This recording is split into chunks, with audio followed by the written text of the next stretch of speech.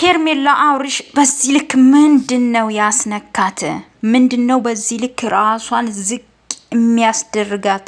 እንዲህ ያለ አብርሽ ህይወቷን የቆመ ይመስል ያለሱ መኖር ማትችል ይመስል በዚህ ልክ ራሷን ዝቅ የምታረግበት ነገር እኔ አልገባኝም። ሰላም ሰላም ቤተሰብ እንዴት ናችሁ? ሰላም ናችሁ? ከያላችሁበት ሰላማችሁ ይብዛልኝ።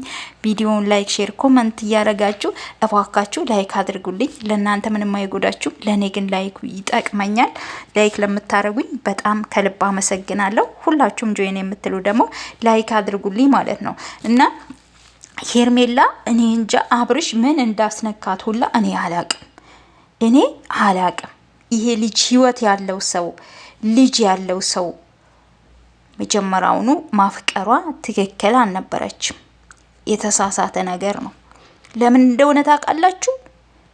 ሚስቱን ጥሎ የመጣ ወንድ ነገ እሷን ጥሎ እንደማይሄድ በምን እርግጠኛ ትሆናለች? በምን እርግጠኛ ትሆናለች? ንገሩኝ። አንድ ወንድ ልጅ ሚስቱን ጥሎ ከመጣ ነገ ደግሞ እሷን ጥሎ ወደ ሌላ ሴት እንደማይሄድ በምን እርግጠኛ ትሆናለች? ዛሬም ግን ዝቅ ብላ ሄርሜላ አብርሽን እየለመነች ነው። ለምን እንዲህ ለምን እሷ በዚህ ልክ ራሷን ዝቅ ማድረግ ፈለገች? ለምን እንዴ? ሴትነቷን ክብሯን አያችሁ? ከሩታ ላይ እሷ ከሩታ ምን መሰላት? አንዳንድ ሴቶች ብዙ ጊዜ ምን እንደምናስብ ታውቃላችሁ? አንድ ወንድ ልጅ ሚስቱን ጥሎ ሲመጣ እኛ ከሷ የተሻለን ስለሆንን ከሷ የበለጠ ስለምናምር ከሷ የበለጠ ነገር ስላለን ነው አንድ ወንድ ልጅ ወደኛ እሷን ትቶ ወደኛ የመጣው ብለን እናስባለን። አንዳንድ ሴቶች ድክመታችን ማለት ነው። አንድን ሴት ልጅ ትቶ ሲመጣ እኛ ከሷ የተሻለን ስለሆንን ነው እሷን ትቶ ወደ እኔ የመጣው ብለን ነው የምናስበው።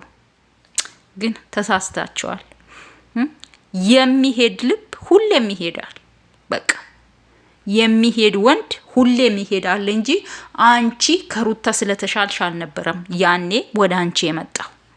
አባሽ ወደ አንቺ የመጣው አንቺ ከሩታ ስለተሻልሽና ከሩታ ተሽለሽ ስላየሽ አይደለም። በቃ መሄድ ስላለበት መሄድ ስለሚፈልግ ብቻ ወደ አንቺ መጣ። ዛሬም ደግሞ አንቺን ጥሎ ወደ ሌላ ሴት ሄደ። አየሽ? ከመጀመሪያ ጀምሮ ከዚህ ህይወት ውጪ ሄርሜላ፣ እነሱ ተስማምተው ልጃቸውን ያሳድጉ እያልንሽ ነበር። እኛ የሩታ ደጋፊዎች በጣም እየተናገርንሽ ነበር። ግን አንቺ አልሰማም። ራስሽን ከሩታ በላይ አርገሽ ስለሽ በቃ ያዙኝ ልቀቁኝ፣ ፍቅር መስጠት ማቀው እኔ ነኝ፣ ቆንጆ እኔ ነኝ፣ ሁሉ ነገር እኔ ነኝ ብለሽ ዛሬ ደግሞ አብርሽ ወደ ሌላ ሴት ሄደ። ዛሬም ወደ ሌላ ሴት ሄዶ ልብሽ አይቆርጥልሽም እንዴ? ወደ ሩታ በቃ ወደ ሩታ ተመለስ፣ በቃ እኔ ከህይወቴ ውጣልኝ ብለሽም ልብሽ አልቆረጠም። ራስሽን መጉዳት፣ ማልቀስ ምናምን፣ ዛሬም እሱን መለመን ለምን ብለሽ እንዴ? ወንድ ቢሄድ እኮ ወንድ ይመጣል። እናቱ ደሞ ጥሎሽ ለሄደ ወንድ በዚህ ልክ ማዘን፣ በዚህ ልክ መከፋት፣ በዚህ ልክ መለመን አይገባሽም ሄርሜላ። ለሴትነትሽ ለራስሽ ክብር ይኑርሽ። ራሷን ዝቅ ያረገች ሴት፣ ራሷን በቃ ያረከሰች ሴት በወንድ ልጅም ሁሌም ያለው አስተሳሰብ ያ ወንድ ልጅ ምን እንደሆነ ታውቂያለሽ? ያቺ ሴት ምንም እንዳልሆነች ምንም ዋጋ እንደሌላት አርጎ ነው የሚቆጥረው። አንቺም ደግሞ በራስሽ ነው አብርሽ እንደዚህ እንዲያሽ ያደረግሽው ማለት ነው።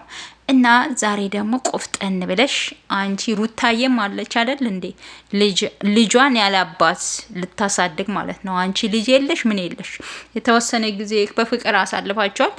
በቃ ህይወት ይቀጥላል። ለማንኛውም ለዛሬ ይዤላችሁ የመጣሁት ቪዲዮ ይሄንን ይመስላል።